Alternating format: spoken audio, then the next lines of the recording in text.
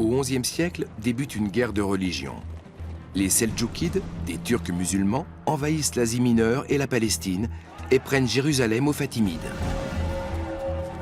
Ils pillent le Saint-Sépulcre et empêchent les pèlerins d'entrer en Terre Sainte.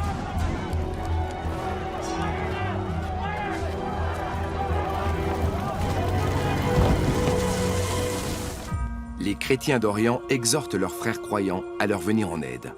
En 1095, lors du concile de Clermont, le pape Urbain II appelle à une croisade contre les musulmans. Les lieux saints chrétiens de Jérusalem doivent être libérés du joug de ces villes infidèles. Ces événements creusent encore le fossé entre le christianisme et l'islam, renforçant la haine et la division des deux côtés.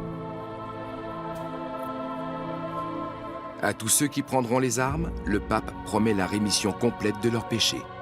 Ces Turcs détruisent les églises. Ils saccagent le royaume de Dieu. Aux quatre coins de l'Europe, des milliers de cavaliers répondent à son appel. Ce pèlerinage en armes constitue la plus importante expédition militaire du Moyen-Âge. L'ennemi commun rapproche pour la première fois les Européens qui vont se forger une identité collective.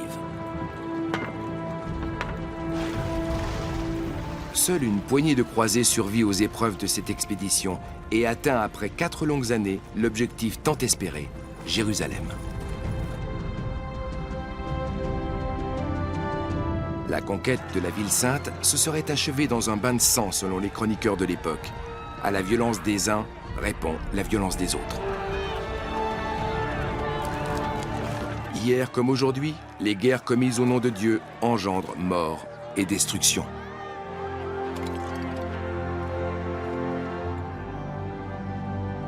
Jérusalem illustre mieux qu'aucun autre lieu les racines communes de ce que l'on appelle communément les 3 grandes religions monothéistes. À côté du mur des lamentations juifs, se dresse en effet le lieu saint des musulmans, le dôme du rocher.